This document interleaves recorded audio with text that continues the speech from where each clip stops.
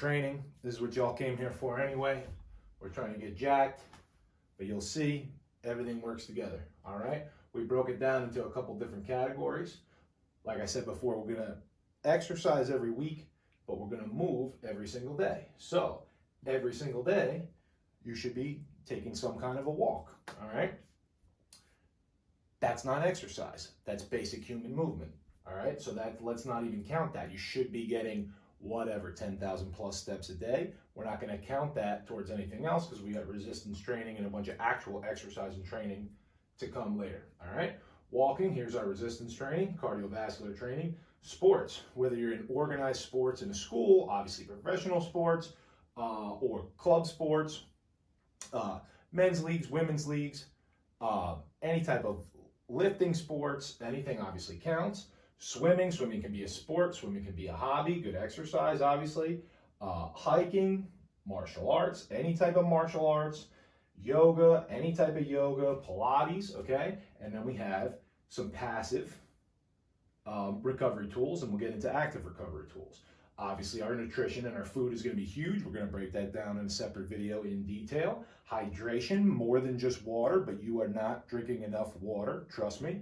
If you are 1% dehydrated, that's going to drastically decrease the speed at which you're gaining muscle, recovering, losing fat. If you're trying to lose fat and you're not drinking water, you're fucking up, all right? Mobility work, lacrosse balls, foam rollers, stretching, joint manipulation. We'll get to all that in another video. Sauna, steam room, hot tub, ice bath, cold tub, massage, chiropractor, breath work we'll get into. This is huge for physical, mental, emotional, and spiritual. Breathing properly throughout the day, and breathing drills, and breathing during exercise, during resistance training for high reps, low reps for power output, and rhythmic breathing for cardio. We're gonna get into all of this, all right? Cupping, I should have put with the massage. One of my favorite fucking things for recovery, all right? Then we have actual training. I broke this down just real quick. There's a million ways to break it down. Dynamic effort, maximum effort, repetition method effort, but I'm just saying low reps, which is basically gonna be your strength work, high reps, which is gonna be your hypertrophy work or your muscle gaining. Not that you can't gain muscle with low reps, you can. Then separately, sport specific and skill stuff, sometimes in the gym, sometimes outside of the gym, but not to be mixed and confused with actual resistance training. We want to keep those movement patterns separate. We train muscles and human movement patterns. Sport specific and skill stuff is separate. Active recovery, we're talking about walking, swimming, biking, could even be working in energy. So this is a lot of working out energy. So working in energy, Tai Chi, yoga, Qigong, stuff like that, okay? And then I just put endurance, but obviously cardiovascular endurance and high repetition muscular endurance are two different things, all right? And we'll break those down in another video, obviously. I'm including sprints, jumps, and plyometrics with low repetitions, all right?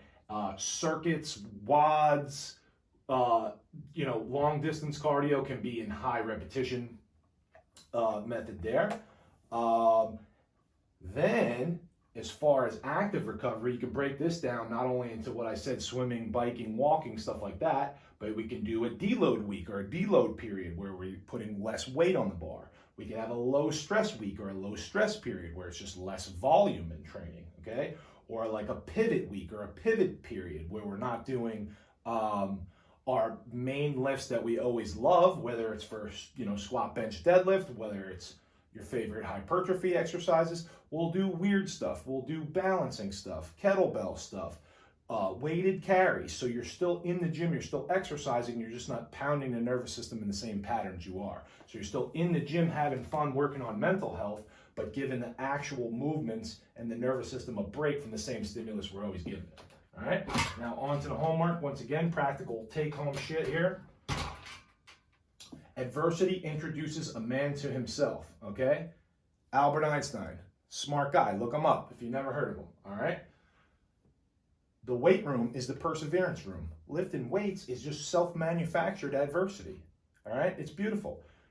If a weight sits there, you did not have to lift it, but you set a goal to lift it X amount of times, and when you do it, you become stronger, physically and mentally. You create your own challenges, you set your own goals, and that's what's fun about this shit. You crank music, you set your food up, you set your exercise up. We're gonna break that down for you in another video, and you have fun with it. If you fucking are gonna do 3 sets of 12 and you fucking accomplish that and it was more than last week, you feel good, physically and mentally, all right?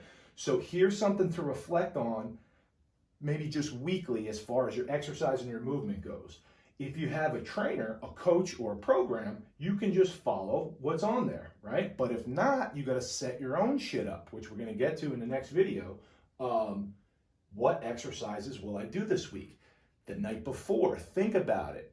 At least, if I'm doing back tomorrow, I'm doing chest tomorrow, jot down what exercises you're gonna do. If you don't have a program, at least go in with a plan. You can't achieve a goal that doesn't exist, okay? What foods will I prepare this week, all right? You gotta write your own fucking shopping list. You gotta cook ahead of time, or at least plan when and where you're gonna be eating food, all right? Because if you wait, it's too late. If you wait till you're hungry to make a decision on what you're gonna eat, you're fucked, all right? We're gonna prep this shit ahead of time, at least some of it, or at least plan shit out, all right? And when will I go for a walk every day? If you have a dog, or if you have kids, this is easy shit. You should be outside walking all the time.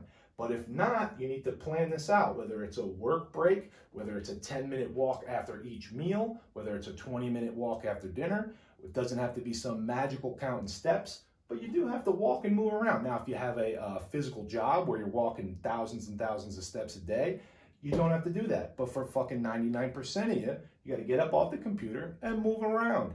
Not only is it going to burn more calories, but it's going to help you in every single way. Recovery, mental, physical, everything is connected. Send this to everybody. Hit the fucking like button. I love you guys. I'm going to see you next time.